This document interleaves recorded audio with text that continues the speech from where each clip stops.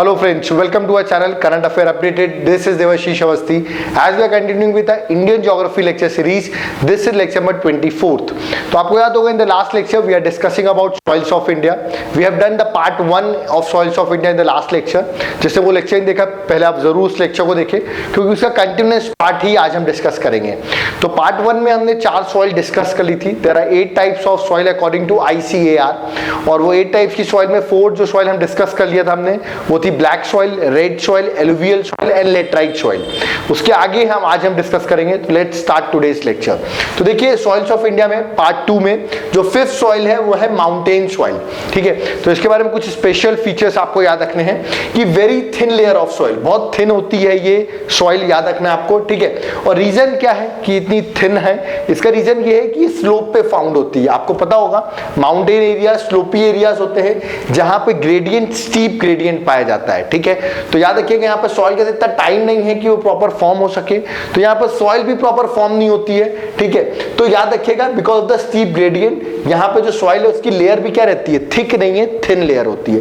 Reason लिखा due to slope, और slope की वजह से सॉइल प्रॉपर डेवलप भी नहीं हो पाती है. आई टोल्ड यू कि पर्टिकुलर टाइम चाहिए सॉइल को डेवलप होने के लिए, बट ये स्लोपी रीजन्स की वजह से, इरोजन की वजह से सॉइल एक जगह प्रॉपर डेवलप नहीं हो पाती है. इसलिए ये एक अंडर डेवलप्ड सॉइल भी अपन इसको कह सकते हैं. ठीक है, next I told you it is a steep gradient, found in steep gradient, मतलब कुछ इस तरह यहाँ पर पाई जाती है माउंटेन्स में, steep gradient में पाई जाती है, जिसकी वजह से it cannot support agriculture also.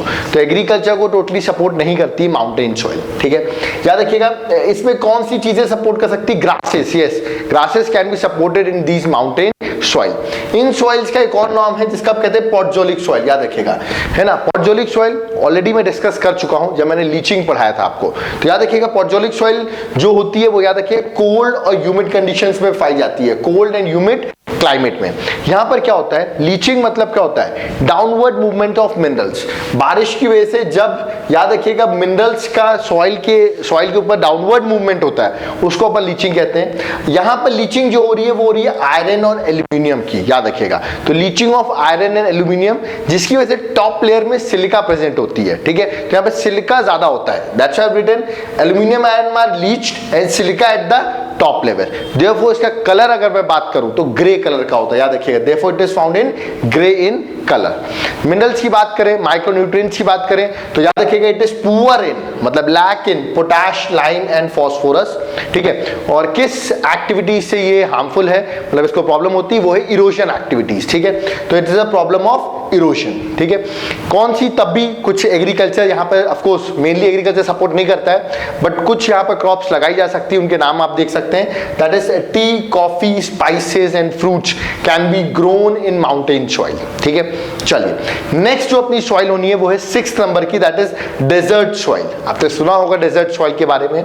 ठीक है, याद रखिएगा सैंडी एंड लूज सॉइल अपन इसे कहते हैं. सैंडी, याद होगा अपन ने जब सॉइल्स के कंटेंट पढ़े थे, सैंड, सिल्ट एंड क्ले, तो सैंडी कंटेंट है इसकी, सॉइल लूज रहती है और वाटर होल्डिंग कैपेसिटी बहुत ही पुअर है इसकी. तो याद रखिए पुअर वाटर होल्डिंग कैपेसिटी. याद रखिएगा एग्जाम्स में, यूपीएससी एग्जाम्स में क्या होता है कि पर्टिकुलर फीचर्स दे देते हैं सॉइल के, किसी भी एक सॉइल का, और पूछते हैं इनमें से कौन से फीचर्स इस सॉइल के नहीं हैं या which among the following features are correct for this soil. तो ऐसे क्वेश्चंस आएंगे, इसलिए आपको ये सब चीजें याद रखनी है. ठीक है, एग्जाम में प्रीलिम्स के क्वेश्चन बन सकते हैं इससे. ठीक है, न्यूट्रिएंट की बात करें तो लो न्यूट्रिएंट है, लो फर्टिलिटी है डेजर्ट सॉइल की, और it also can not support the agriculture. ये भी एग्रीकल्चर को सपोर्ट नहीं करती है. चलिए अब अपन टॉप पे आते हैं, ऊपर आते हैं जो मैंने लिखा हुआ है. ठीक है, याद रखिएगा ऐसी बात नहीं है कि डेजर्ट सॉइल, ऑफ कोर्स मैंने बताया फर्टिलिटी को सपोर्ट, फर्टिलिटी फर्टाइल नहीं है, न्यूट्रिएंट्स कम है इसमें, बट याद रखिएगा ये जो मैंने यहाँ पे पॉइंट बोला कि लो इन न्यूट्रिएंट्स. ठीक है, इसको आप एक पॉइंट और यहाँ पे कॉन्ट्राडिक्टरी पॉइंट है, दैट इज माइक्रो न्यूट्रिएंट्स यहाँ पर अच्छे हैं अगर इरिगेशन प्रॉपर हो तो. ठीक है, कहने का मतलब यहाँ पर माइक्रो न्यूट्रिएंट्स की कैपेसिटी अच्छी है, वहां मैंने लो न्यूट्रिएंट्स बोल दिया था, उसको आप थोड़ा करेक्ट कर लें, वहां लो न्यूट्रिएंट्स नहीं करेंगे, अपन कहेंगे लो फर्टिलिटी है. न्यूट्रिएंट्स यहां पर हैं, ठीक है, याद रखिएगा माइक्रोन्यूट्रिएंट्स यहाँ पर हैं, बट रीजन क्या है, यहाँ पर वाटर नहीं है, वाटर की प्रॉब्लम की वजह से। इसका मतलब अगर यहाँ पर प्रॉपर इरिगेशन की फैसिलिटीज हो तो इन माइक्रोन्यूट्रिएंट्स का इस्तेमाल करके सॉइल को हम फर्टाइल बना सकते हैं। तो याद रखिएगा, इसलिए यहाँ पर मेन इशू है वो है वाटर का, दैट इज ऑफ इरिगेशन। तो वहां पर करेक्शन कर लीजिएगा, लो न्यूट्रिएंट नहीं कहेंगे अपन, गुड माइक्रोन्यूट्रिएंट्स कहेंगे। ठीक है, नेक्स्ट जो है याद रखिएगा, ये सॉइल अल्कलाइन होती है, मैं आपको बता दूं, मतलब याद रखिएगा इसकी सैलिनिटी ज्यादा होती है, vulnerable to saline soil, salinity ज्यादा होती है, और डेजर्टिफिकेशन कंडीशंस के लिए वल्नरेबल है ये। ठीक है, व्हाट इज डेजर्टिफिकेशन, ऑलरेडी हम डिस्कस कर चुके हैं लास्ट लेक्चर्स में। ठीक है, याद रखिएगा डेफिशिएंसी की बात करूं, इट लैक्स इन या deficient in nitrogen and humus, ठीक है, but they have enough of iron and phosphorus. ठीक है, तो आयरन फास्फोरस है, प्रॉपर अगर इरिगेशन करें तो यहाँ पर एग्रीकल्चर पॉसिबल हो सकता है, बट इरिगेशन ऑफ वाटर के इश्यूज की वजह से इट हैज सर्टेन प्रॉब्लम्स। ठीक है, अभी मैंने आपको बताया अल्कलाइन इन नेचर है, ठीक है, सैलिनिटी मतलब pH 7 से ज्यादा है, अल्कलाइन इन नेचर है। और कौन सी क्रॉप्स यहाँ पर अगर इरिगेशन हम प्रॉपर करें तो लगाई सकती हैं, वो है ज्वार, बाजरा, रागी, ऑयल सीड्स, आपने सुनी भी होंगी, क्रॉप्स राजस्थान में लगाई जाती हैं। ठीक है, चलिए नेक्स्ट जो 7th सॉइल है अपनी, उसको अपन मैंग्रोव सॉइल भी कह सकते हैं, पीटी सॉइल भी कह सकते हैं, या ऑर्गेनिक सॉइल भी कह सकते हैं। याद रखिए ये सॉइल पाई जाती है किस एरियाज में, याद रखिए टाइडल एरियाज में, जहां टाइड्स आती हैं। ठीक है, तो याद रखिए it is found along the tidal regions of coastal areas, coastal areas के टाइडल रीजन्स में पाई जाती है मैंग्रोव सॉइल। याद रखिएगा यहाँ पर एक बहुत इंपॉर्टेंट वेजिटेशन भी होती है, इसको अपन मैंग्रोव वेजिटेशन भी कहते हैं। ठीक है, बाकी मैंग्रोव वेजिटेशन के बारे में डिटेल में डिस्कशन मेरे एनवायरनमेंट की लेक्चर सीरीज में आप देख सकते हैं, प्लेलिस्ट में जाइए, वहाँ एनवायरनमेंट लेक्चर सीरीज है, वहाँ मैंने पूरा मैंग्रोव्स के बारे में डिटेल बताया हुआ है। यहाँ तो अपन सॉइल डिस्कस करें तो एक जस्ट ले रहे हैं डिस्कशन में। ठीक है, कलर की बात करें तो यहाँ पे आप देखेंगे जनरली ब्लूइश ग्रीन कलर रहता है यहाँ पर सॉइल का। ठीक है, और रीजन है सल्फाइड का प्रेजेंस यहाँ पर ज्यादा है। ठीक है, मैंग्रोव सॉइल के पास। ठीक है, not suitable for agriculture, agriculture के लिए सुटेबल नहीं है, बट याद रखिएगा it is good for mangrove vegetation. ठीक है, soil is dark in colour, heavy and too much acidic, याद रखिएगा ये सॉइल एसिडिक होती है। ठीक है, ये अपन को याद रखना है। एग्जांपल अगर बोला जाए सॉइल कहाँ मिलती है तो सुंदरबन डेल्टा, अल्मोड़ा ऑफ उत्तराखंड, ऐसे एरियाज में याद रखिएगा ये सॉइल मिलती है। ठीक है, नेक्स्ट आते हैं अपन 8th सॉइल में, इसको सलाइन या एल्कलाइन सॉइल कहते हैं। ठीक है, तो फर्स्ट पॉइंट याद रखिएगा, it is also known as reh और उसर, याद रखिएगा इसका दो नाम है, इसको आप एग्जाम में पूछा सकता है कौन सी सॉइल है, तो आपको नाम याद रखना है। ठीक है, it is found in dry climate, ये ड्राई क्लाइमेट में फाउंड होती है अल्कलाइन एंड सलाइन सॉइल। याद रखिएगा जब ड्राई क्लाइमेट होता है तो सन की प्रेजेंस की वजह से, मैंने आपको कैपिलरी एक्शन समझाया था लास्ट लेक्चर्स में, याद होगा आपको, तो जो नीचे के वाटर रहता है वो ऊपर आ जाता है वाटर टेबल से। ठीक है, और यहाँ पर वो एवोपरेट हो जाता है, तो याद रखिएगा सॉल्ट के कंटेंट छोड़े जाता है, जिसकी वजह से सॉइल क्या हो जाती है, अल्कलाइन हो जाती है। तो याद रखिए ड्राई एरियाज में फाइंड होती है। ठीक है, या तो ऐसे एरियाज में, या दूसरा कंडीशन जहां सलाइन वाटर अगर स्प्रेड हो जाए।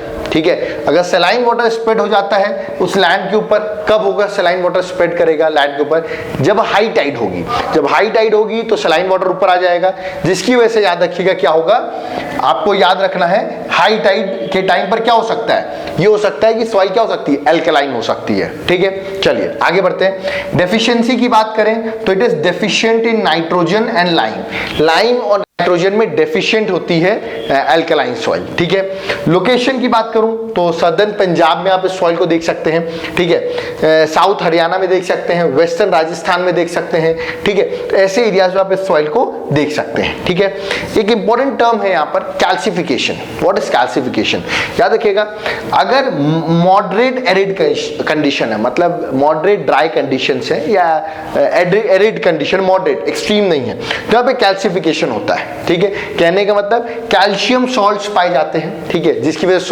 से जो सॉइल है आपकी अल्कलाइन हो जाती है, उस प्रोसेस को अपन कैल्सिफिकेशन भी कहते हैं। कैपिलरी एक्शन की वजह से भी कैल्सिफिकेशन हो सकता है। ठीक है, ये एक टर्म है, ये सॉइल के पास यूज किया था कैल्सिफिकेशन। ठीक है, दूसरा एक जो सलाइन सॉइल मैंने बताया, ठीक है। ये वर्ड अपन तब यूज करते हैं जब एक्सट्रीम एरिड कंडीशंस हो, ठीक है। कहने का मतलब जब सोडियम और पोटेशियम, ये भी एक सॉल्ट के ही कंटेंट है, अगर ये वहां पर पाए जाते हैं, ठीक है, तो सॉइल सलाइन हो जाती है, याद रखिएगा।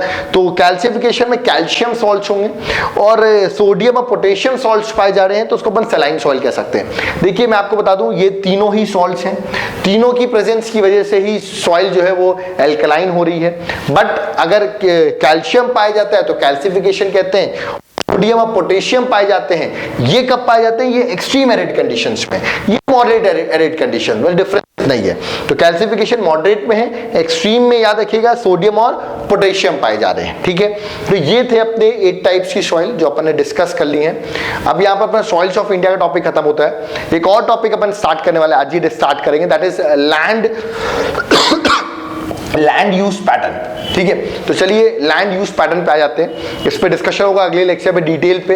अभी कुछ चीजों पे अपन लाइट नोट पे डिस्कशन कर लेते हैं, प्रीलिम्स में क्वेश्चन आए हुए ऑलरेडी, ठीक है। याद रखिएगा इंडिया की अगर मैं लैंड की बात करूं तो टोटल ज्योग्राफिकल एरिया इंडिया का 328 मिलियन हेक्टेयर है, ठीक है। याद रखना आपको, टोटल ज्योग्राफिकल एरिया है 328 मिलियन हेक्टेयर। उसमें टोटल रिपोर्टेड एरिया, कहने का मतलब देखिए कुछ एरिया डिस्प्यूटेड भी है, तो डिस्प्यूटेड एरिया को मैं हटा दूं तो टोटल अपना बचता है लैंड वो है 305 मिलियन हेक्टेयर, ठीक है, आपको याद रखना है। इसमें आपको पता होगा इतना हेक्टेयर अपना रिपोर्टेड एरिया है। और अगर पॉपुलेशन की बात करूं तो वर्ल्ड की 17% पॉपुलेशन इंडिया में है। और लैंड की बात करूं तो अगर वर्ल्ड में 100% लैंड है तो 2.4% लैंड इंडिया है। तो इस 2.4% लैंड में 17% पॉपुलेशन एग्जिस्ट करती है। Too much population, small land, आप देख सकते हैं, इसलिए डेंसली पॉपुलेटेड है इंडिया, ठीक है। अब हम बात करते हैं लैंड यूज पैटर्न में अपन को डिस्कस क्या करना है। तो अभी तो मैंने एक जस्ट बेसिक लिख दिया, इसको अपन आगे डिस्कस करेंगे, what is net sown area, ये सब अपन डिस्कशन में लाएंगे। बट अभी याद रखिएगा मैंने आपको बता दिया अगर 100% इंडिया का लैंड है तो किस किस पार्ट में क्या क्या यूज हो रहा है आपको पता होना चाहिए। तो अगर मैं बात करूं 100% लैंड में अराउंड देखा जाए 23 to 25% लैंड जो है उसमें फॉरेस्ट है, ये आपको याद रखना है अप्रोक्सीमेटली। 46% इंडिया का नेट शोन एरिया है। तो अगर लैंड यूज में बात किया तो नेट शोन एरिया सबसे ज्यादा 46%, जहां एग्रीकल्चर होता है। तो मैं डिस्कस करेंगे नेट शोन एरिया कैसे कैलकुलेट करते हैं अपन, बट यार कि नेट शोन एरिया जहां एग्रीकल्चर होता है वो 46% लैंड है। डेवलपमेंटल लैंड ऑफकोर्स जहां इंफ्रास्ट्रक्चर वगैरह डेवलप किया जाता है वो 15% है, ठीक है। Then there is a fallow land जहां पर ना एग्रीकल्चर हो सकता है ना ही कोई डेवलपमेंटल प्रोजेक्ट्स है, ऐसे लैंड जो है वो अराउंड 12.5% है, ठीक है। पास्चर लैंड जो एनिमल्स के ग्रेजिंग के लिए इस्तेमाल किया जाता है वो अराउंड 3.5% है इंडिया में, ठीक है। और पॉकेट्स ऑफ फॉरेस्ट में आपको बताऊं, फॉरेस्ट की एक डेफिनेशन होती है, अगर उस फॉरेस्ट की डेफिनेशन में वो एरिया नहीं आता तो उसको अपन फॉरेस्ट नहीं कहते, बट हो सकता है उस पर्टिकुलर एरिया में क्या हो, ट्रीज हो, ग्रासेस हो, ग्रूव्स हो, ये सब लगी हो, बट वो फॉरेस्ट की डेफिनेशन में नहीं आ रहे हैं। तो ऐसे एरियाज भी पाए जाते हैं, वो अराउंड 1% है, याद रखना आपको, ठीक है। तो अगर देखा है तो इंडिया का 100% लैंड टाइप में सबसे ज्यादा याद रखिएगा नेट शोन एरिया है, दैट इज 46%। अब इस पे आगे डिस्कशन होगा क्या हम डेवलप कर सकते हैं इंडिया में, अगर हमें क्या हमें नेट शोन एरिया बढ़ाना चाहिए, एग्रीकल्चर बढ़ाना है तो, या तो डेवलपमेंटल बढ़ाना है तो क्या नेट शोन एरिया कम करना चाहिए या फॉरेस्ट को बढ़ाना चाहिए, ये आगे डिस्कशन पे है, इसको अपन डिस्कस करेंगे अपने नेक्स्ट लेक्चर पे। और एक एक टर्म्स जो मैंने यहाँ लिखे हैं उसको और डिस्कस करेंगे। तो यहाँ पर लेक्चर जो है 24 मेरा कंप्लीट होता है। अगर आपको लेक्चर पसंद आ रहा हो प्लीज इसको लाइक सब्सक्राइब शेयर जरूर करें। कमेंट बॉक्स में you can comment any of the queries. और एक खास बात, अगर आपको हैंड रिटन नोट्स चाहिए हैं, all over India service available है, हार्ड कॉपी आपके घर पहुंच सकते हैं। तो आप उसके लिए आपको कुछ नहीं, नीचे दिए गए नंबर पे you should contact us, WhatsApp आप कर सकते हैं इस नंबर पे और कॉन्टैक्ट ले सकते हैं और पूछ सकते हैं इसका क्या चार्जेस है, और आपके घर तक कंप्लीट यूपीएससी के नोट्स पहुंच सकते हैं। तो उसके लिए जरूर कॉल या मैसेज करें। Thank you.